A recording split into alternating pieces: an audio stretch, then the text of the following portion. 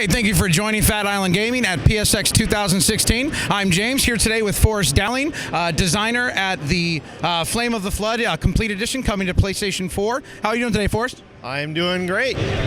So far his game is already on PC and on Xbox One and now coming to PS4. Is it something that was in the works the whole time, or is this kind of just a new thing coming to PS4? It's a new thing over the last few months. It's something that we thought we'd like to do, but we weren't sure that we'd be able to, which is why we're fortunate to be working with Curve, who is actually, they're doing the port and publishing it, which is more than we had the bandwidth to deal with this, and as we move on to new stuff and whatnot. Outstanding. With the market having so many different survival games on it, what made you go with this kind of direction, and instead of open world, a more linear approach that changes with the procedural generation of the maps?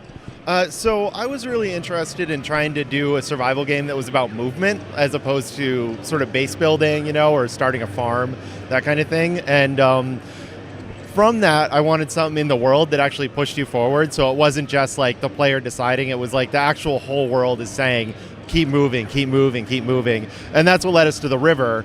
And the river is sort of like the force that's always pushing you along, but it also constrains you in some ways as well.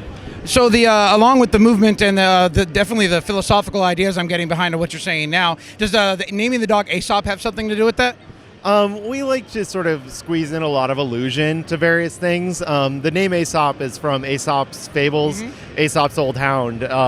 And what we wanted was a dog character that was a companion and was a friend, so you wouldn't feel so lonely out in the world in this, single-player, harsh environment.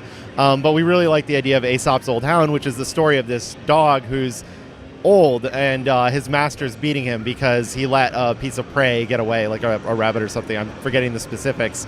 And the hound asks for mercy and says something to the effect of, judge me not for what I am, but for what I have been. And I really like the idea of sort of the old dog who's loyal and can be relied on, but at the same time is like maybe not as strong and not the fighter that he once was. So that's why we went with that.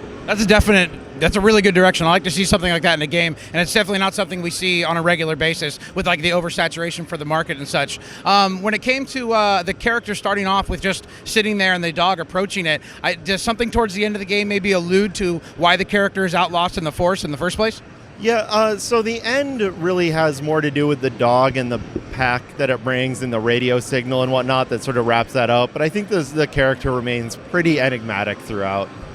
Excellent. Well, Forrest, we really appreciate you taking a couple of minutes to talk about your game with us. It's a beautiful game, very beautiful art design. If you get the chance to check it out on PS4, please do. And if you have PC or Xbox One, go ahead and grab it up right now. Hey everybody, thank you for watching. I'm Josh with Phatt Island Gaming. If you want to see additional PSX content, go ahead and go to phatgaming.com/PSX for additional videos that we're posting up all weekend long.